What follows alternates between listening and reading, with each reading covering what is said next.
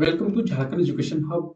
मैं हूं रितेश और आज हम लोग 18 दिसंबर के झारखंड के करंट अफेयर्स को देखने वाले हैं।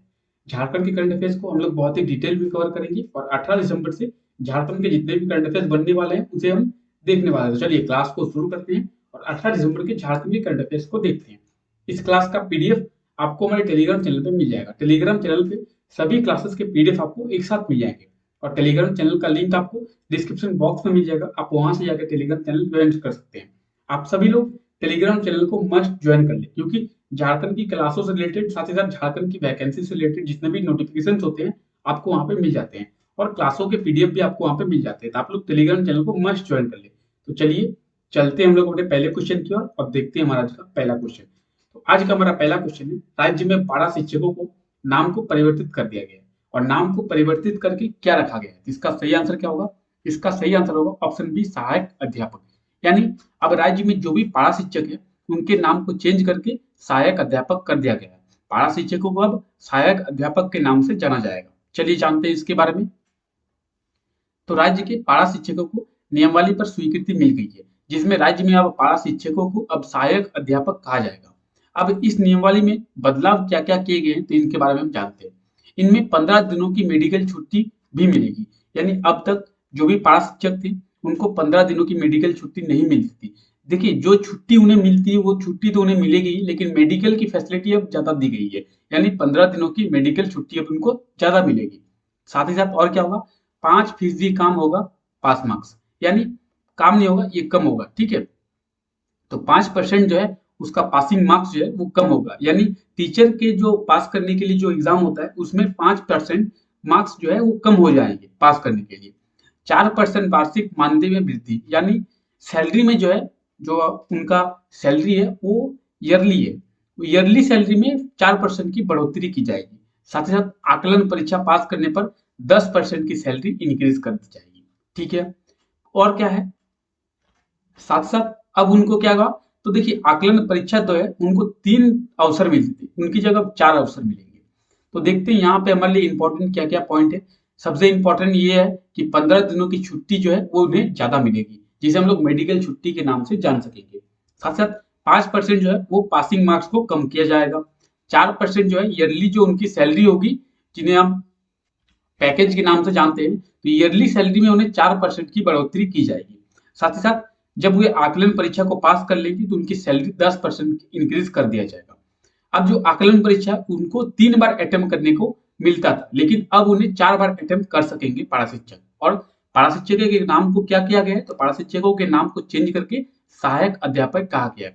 अब जो पारा शिक्षक है वे अपने आप को सहायक अध्यापक बोलेंगे, अध्यापक और ये सहायक अध्यापक। ठीक है, चलिए अब देखिए ये है न्यूज, जो पारा शिक्षकों को अब सहायक अध्यापक कहा जाएगा। चलिए जानते हैं अगले क्वेश्चन के बारे में।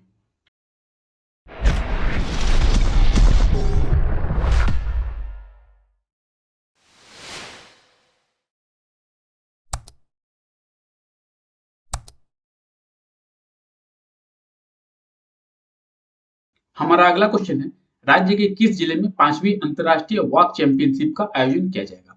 तो राज्य के कौन से जिले में 5वीं अंतरराष्ट्रीय वॉक चैंपियनशिप, इसका सही आंसर क्या होगा, तो ऑप्शन डी इसका बिल्कुल सही आंसर हो जाएगा, रांची। तो देखिए झारखंड की राजधानी रांची में 5वीं अंतरराष्ट्रीय वॉकिंग चैंपियनशिप का आयोजन किया जाएगा। तो चलिए जानते हैं इसके बारे में, कब किया जाएगा, कहाँ किया जाएगा। तो देखिए साल 2022 में रांची में 5वीं अंतरराष्ट्रीय और 9वीं राष्ट्रीय, 5वीं अंतरराष्ट्रीय यानी इंटरनेशनल और 9वीं राष्ट्रीय यानी national open race walking championship का आयोजन किया जाएगा। इसका आयोजन 5 और 6 फरवरी 2022 को किया जाएगा। रांची के मोहराबादी मैदान में इसका आयोजन किया जाएगा। इसमें लगभग 12 देशों के 300 से अधिक एथलीट हिस्सा लेंगे। ठीक है, 300 से भी ज्यादा एथलीट क्या करेंगे, भाग लेंगे इसमें। अब देखिए ये होती है वॉकिंग रेसिंग चैंपियनशिप, इसमें लोग दौड़ते हैं और जो विनर होता है उनको प्राइज दिया जाता है। तो कौन सी, तो पांचवी इंटरनेशनल और 9वीं नेशनल। ठीक है, 5वीं अंतरराष्ट्रीय और 9वीं राष्ट्रीय ओपन वॉकिंग चैंपियनशिप का आयोजन रांची में किया जाएगा। ठीक है, चलिए इस तरीके से रेस होती है जो दौड़ते हैं लोग। अब रांची, तो ये है मैप में रांची। रांची के फॉर्मेशन की बात करते हैं तो रांची का फॉर्मेशन 1899 यानी 1899 में किया गया था। रांची में ब्लॉक की बात करें तो रांची में टोटल 18 ब्लॉक है। साथ ही साथ रांची क्या है, तो रांची झारखंड की राजधानी है। तो झारखंड की उपराजधानी कई बार पूछी जाती है। झारखंड की उपराजधानी कौन सी है, तो दुमका झारखंड की उपराजधानी है और ये है मैप में दुमका। साथ ही साथ झारखंड की राजधानी रांची को क्या कहते हैं, तो झारखंड की शिमला रांची को ही कहा जाता है। और झरनों का शहर यानी सिटी ऑफ फॉल रांची को ही कहा जाता है। रांची को झरनों का शहर क्यों कहा जाता है, क्योंकि रांची में 3 झरने हैं। 3 झरने कौन कौन से हैं, तो दशम, जोना और हुंडू, ये 3 झरने रांची में है और इन्हीं 3 झरनों के कारण रांची को झरनों का शहर भी कहा जाता है। साथ ही साथ रांची अपनी बाउंड्री वेस्ट बंगाल के साथ यानी एक राज्य के साथ शेयर करता है और झारखंड के 9 जिलों के साथ रांची अपनी बाउंड्री को शेयर करता है। 9 जिले कौन कौन से, तो रामगढ़, हजारीबाग, चतरा, लातेहार, लोहरदगा, गुमला, खूंटी, पश्चिमी सिंहभूम और सरायकेला खरसावां, इन्हीं 9 जिलों के साथ रांची अपनी बाउंड्री को शेयर करता है।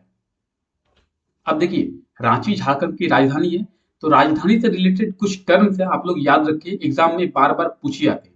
क्या क्या पूछे जाते हैं, तो चलिए जानते हैं। राजधानी से रिलेटेड ये पूछा जाता है, झारखंड की औद्योगिक राजधानी कौन सी है, तो झारखंड की औद्योगिक राजधानी है जमशेदपुर। और जमशेदपुर कहाँ पे, तो यहाँ पे है जमशेदपुर, जो पूर्वी सिंहभूम जिले में आता है।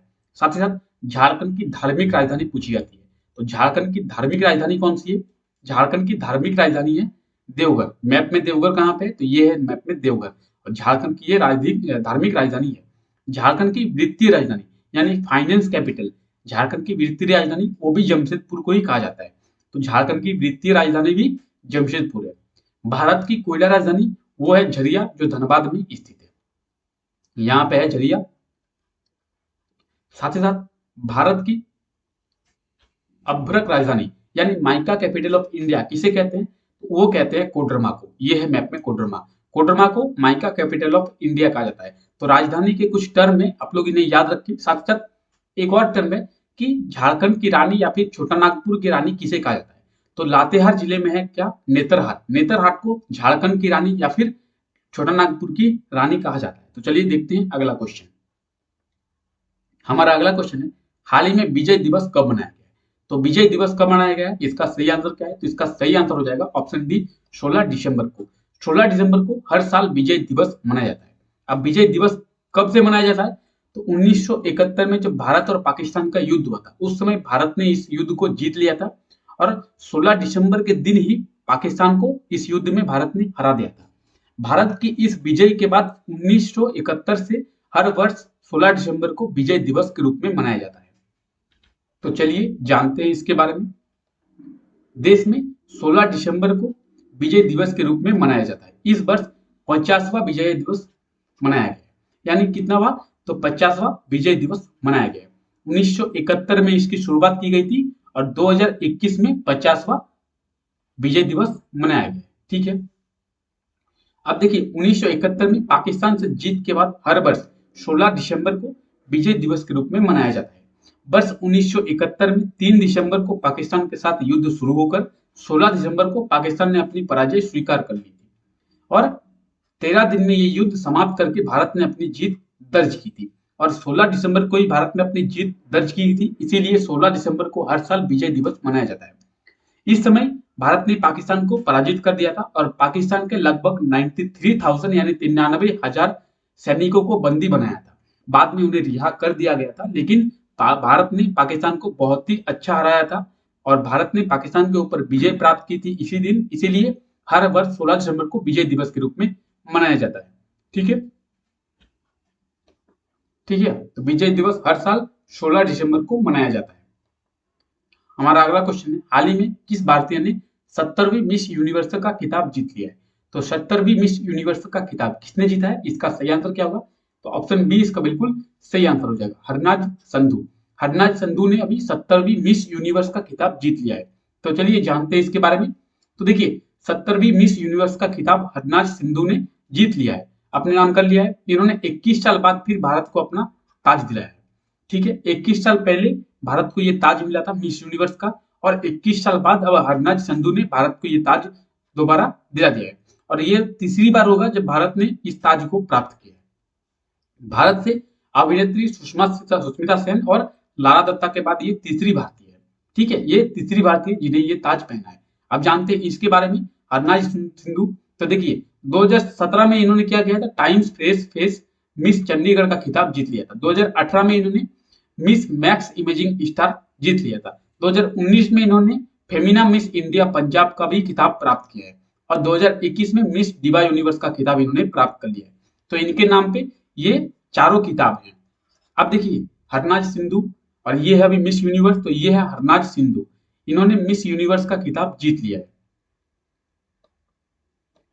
चलिए हमारा अगला क्वेश्चन है, हाल ही में किस राज्य के हाईकोर्ट में पहली बार वर्चुअल सुनवाई की लाइव स्ट्रीमिंग की गई है?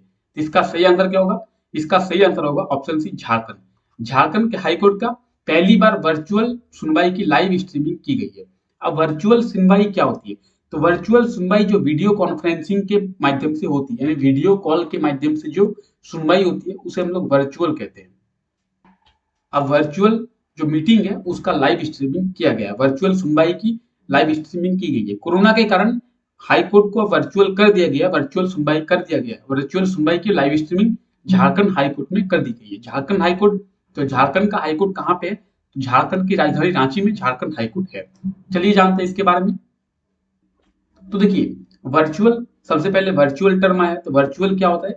वीडियो कॉन्फ्रेंसिंग के माध्यम से जो मीटिंग होती है उसे हम लोग वर्चुअल मीटिंग कहते हैं। तो वर्चुअल सुनवाई भी यही है कि वीडियो के जरिए सुनवाई हुई है, ठीक है। लाइव स्ट्रीमिंग क्या होता है? उस वो जो वीडियो कॉन्फ्रेंसिंग के चलिए जो मीटिंग चल रही होती है उसको इंटरनेट पर डाल दिया जाता है, उसे हम लोग लाइव स्ट्रीमिंग कहते हैं। या तो फेसबुक में डाला जाता है, या तो गूगल में डाला जाता है, या तो किसी और सोशल नेटवर्किंग, हाँ सॉरी, सोशल नेटवर्किंग साइट में डाला जाता है, तो उसे हम लोग लाइव स्ट्रीमिंग कहते हैं, ठीक है। इसमें क्या होता है? इसमें वो चीजें चल रही होती है और उसे लोग लाइव देख पाते हैं। जैसे हम लोग कहें कि कोई मैच हो रहा हो, इंडिया और ऑस्ट्रेलिया का मैच हो रहा हो और उसे हम लोग लाइव देख पाते हैं, तो उसे हम लोग लाइव स्ट्रीमिंग कहेंगे। यानी वो मैच चल भी रहा है और उसे हम लोग देख भी पा रहे हैं, तो उसे लाइव स्ट्रीमिंग कहते हैं। यानी चलने के साथ साथ, होने के साथ साथ अगर हम किसी चीज को घर बैठे अपने मोबाइल फोन या किसी और इलेक्ट्रॉनिक आइटम में देख पा रहे हैं, तो उसे हम लोग लाइव स्ट्रीमिंग कहेंगे। तो झारखंड हाई कोर्ट की जो सुनवाई है उसे लाइव स्ट्रीमिंग कर दी गई है। झारखंड हाई कोर्ट, तो ये कहाँ पे है झारखंड हाई कोर्ट? तो ये झारखंड की राजधानी रांची में है, झारखंड हाई कोर्ट। आपसे पिछले वीडियो में क्वेश्चन पूछा गया था, हाल ही में जैक के अध्यक्ष कौन बने? तो इसका सही आंसर हो जाएगा प्रोफेसर अनिल कुमार महतो, जैक के यानी झारखंड एकेडमिक काउंसिल के अध्यक्ष बने। साथ साथ डॉक्टर विनोद सिंह कौन है? तो doctor Vinod Singh Jharkhand high court के, सॉरी, जैक के उपाध्यक्ष बने हैं। जैक के उपाध्यक्ष बन गए डॉक्टर विनोद कुमार सिंह, और प्रोफेसर अनिल कुमार महतो जैक के अध्यक्ष बने हैं। आपके लिए आज का क्वेश्चन है, हाल ही में एनसीडी स्क्रीनिंग में झारखंड को कौन सा स्थान मिला है? तो इसका जो भी सही आंसर होगा आप लोग कमेंट करके आंसर दे कि इसका सही आंसर क्या होगा। चलिए आज के लिए हम लोग इतना रखते हैं, वीडियो मिलते हैं कल। वीडियो को लाइक कर दे, कमेंट कर दे, मिलते हैं कल नेक्स्ट क्लास में। तब तक के लिए thank you, bye bye, take care.